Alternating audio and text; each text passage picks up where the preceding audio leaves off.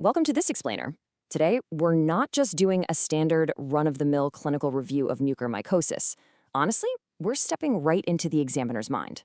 Think of this explainer as your definitive survival guide to dodging the most dangerous, high-yield traps written into medical board exams. Examiners know exactly where our standard clinical instincts fail, and they use those blind spots to write their absolute toughest questions. So we're going to arm you against every single one of them. Picture this classic board-style dilemma. A patient in diabetic ketoacidosis comes in with a rapidly progressing facial infection and a necrotic black eschar right on their hard palate. Your attending turns to you and asks for an antifungal recommendation. Now, here's the catch. If you pick the wrong one, you don't just fail to treat the fungus, you actually make the infection worse. Do you know which drug to absolutely avoid? Just keep that tucked away in the back of your mind, because the answer is one of the biggest pitfalls in clinical medicine, and we'll be solving it very shortly. Okay, let's dive into this. Here is our roadmap for the explainer. We're starting with morphology and pathogenesis, moving into clinical syndromes, navigating the diagnostic minefield, tackling the ultimate differential of mucor versus aspergillus, and wrapping up with the 4 pillars of treatment. All right, Section 1, Morphology and Pathogenesis. Let's visualize the enemy. To beat the examiner, you have to identify the pathogen precisely, mostly because they love, and I mean love, testing your microscopic recognition skills. I need you to literally burn the number 90 into your brain. When you look at a pathology report or an image on test day, 90-degree branching is a massive, flashing neon buzzword for the order Mucorales. Seriously, you cannot afford to miss this. Notice how perfectly these features contrast our 2 main fungal culprits. Mucorales are wide, we're talking 6 to 30 micrometers. They're ribbon-like and typically aseptate with that 90-degree branching. Compare that to aspergillus, which is narrow, has frequent septations, and branches at acute 45-degree angles. But trap alert, examiners will try to trick you with artificial septa. When tissue folds during slide prep, it can look exactly like septations in Mucorales. Your most reliable anchor points, the sheer width and the ribbon-like form of the hyphae. Don't let a simple tissue fold fool you into picking aspergillus. And speaking of traps, check out this clinical rule. Deferoxamine use plus iron overload equals a super high risk for fatal disseminated mucormycosis. Why? Well, Mucorales require free iron to grow. Deferoxamine is an iron chelator, sure, but the fungus cleverly uses it as a xenocytophore. That means deferoxamine acts like a VIP delivery service, handing free iron directly to the fungus. If you see a dialysis patient taking deferoxamine in a question stem, major red flags should be going up instantly. Moving right along to Section 2, Clinical Syndromes. Let's identify those red flags. In board questions, the underlying disease state of the patient perfectly predicts the anatomical site of the infection. Let's build your pattern recognition right now. Uncontrolled diabetes, especially DKA, overwhelmingly points to the rhino-orbital cerebral form. Got a patient with hematological malignancies, neutropenia, or a recent stem cell transplant? Look for pulmonary mucormycosis. And if there's trauma or direct soil exposure, you are dealing with cutaneous mucormycosis. Drill these associations, guys. They are your absolute shortcuts to the right answer. Let's zero in on the rhino-orbital cerebral presentation for a second. This infection spreads insanely fast from the ethmoid sinus to the orbit and potentially right to the frontal lobe or cavernous sinus.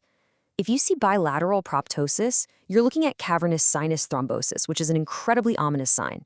Also, you know that classic black necrotic eschar on the hard palate everyone always talks about? It's actually a really late finding of well-established disease. Please don't rule out mucor just because the palate is clear early on. Okay, Section 3, the diagnostic minefield. Basically, how not to destroy your own evidence. This is an area where your standard, everyday clinical reflexes will completely betray you on the boards. It's a critical trap. Normally, when you send a tissue sample to the lab for culture, the standard operating procedure is to homogenize it. Do not do this for suspected mucormycosis. Let me explain exactly why. Mucorales have wide, long, and super fragile hyphae.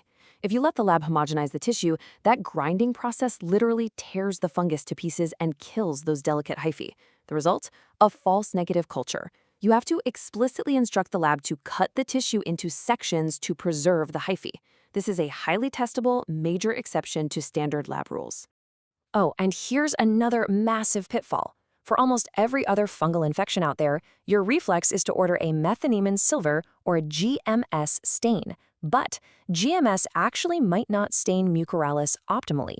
If you're given a choice on how to stain a suspected mucor biopsy, you absolutely want to choose PAS or H&E. Examiners love penalizing students who just blindly click GMS for every single fungal question. Let's do some rapid-fire diagnostic myth-busting. Fungal serology? Utterly useless here. Both beta-glucan and galactomannan tests are going to be negative because Mucorales cell walls lack galactomannan and have very little beta-glucan. What about imaging? A CT of the sinuses will look completely indistinguishable from routine bacterial sinusitis, and it rarely shows bone erosion early on. If you want to assess orbital or CNS invasion, MRI is the highly sensitive imaging modality you have to choose. All right, section 4, mucor versus aspergillus, the ultimate differential. This right here is the single most heavily tested comparison in invasive fungal infections. Period. These side-by-side differences illustrate exactly how examiners will try to confuse you. Mucor is wide and aseptate with 90-degree branching. Aspergillus is narrow and septate with 45-degree branching. Mucor prefers PAS or H&E stains. Aspergillus prefers GMS. Mucor is driven by DKA and deferoxamine. Aspergillus targets profound neutropenia. And maybe most importantly, their first-line treatments are completely different. If you don't know this table cold, the distractor options on your exam will literally eat you alive. Which brings us to our final part, section 5, the 4 pillars of treatment.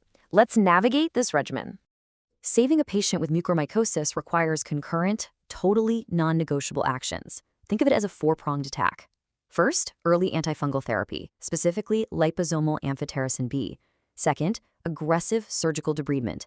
This is actually an independent predictor of survival. You must physically remove the necrotic tissue. Third, reverse those predisposing factors, like fixing the DKA or stopping glucocorticoids. And fourth, if the patient has an underlying malignancy, you have to treat it concurrently. Do not, under any circumstances, delay chemotherapy waiting for the fungus to clear. The antifungals are really just holding the line until the patient's own immunity can recover. Now, circling back to that question I asked you at the very beginning of this explainer, what drug do you absolutely avoid? It's voriconazole. This is a fatal flaw. Voriconazole has zero activity against mucorales, and worse, in animal models, it actually exacerbates the disease. It literally makes it worse. This is the most critical treatment error you can make on test day. So, here is your exam bailout. If you have a patient and you aren't sure if they have aspergillus or mucormycosis, you cannot just guess with voriconazole, because if it's mucor, you're making it worse. Your safe bet is isavuconazole, because isavuconazole covers both mucorales and aspergillus. And watch out for this sneaky one. It's another fatal flaw the boards love. We talked earlier about iron chelators. Now, deferoxamirox is actually fungicidal against mucor in a petri dish. Sounds like a fantastic treatment, right? Wrong. Clinical trials proved that giving deferoxamirox to patients with active malignancies actually caused excess mortality. So it is strictly contraindicated in active malignancy. Don't be tempted by its fancy in vitro profile. To fully armor yourself for the exam, let's recap our ultimate do not do this list. Do not prescribe voriconazole. Do not give deferoxamine. Do not use deferoxamirox in active malignancy.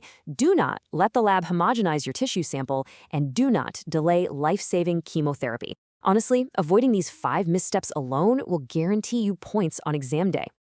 I want to leave you with one final high-level clinical insight. Imagine you've done everything right, but your early radiographs in the first 2 weeks show the disease is still progressing. Do you panic and change your treatment plan? The answer is no. This early progression very often reflects immune reconstitution. Basically, as the patient's white blood cells return, they create inflammation that looks worse on a scan, but it isn't actually treatment failure. So hold your ground, stick to those 4 pillars, and trust your diagnostic reasoning. Armed with all this knowledge, you are absolutely ready to navigate the mucormycosis minefield. Thanks for joining me on this explainer, and keep studying smart.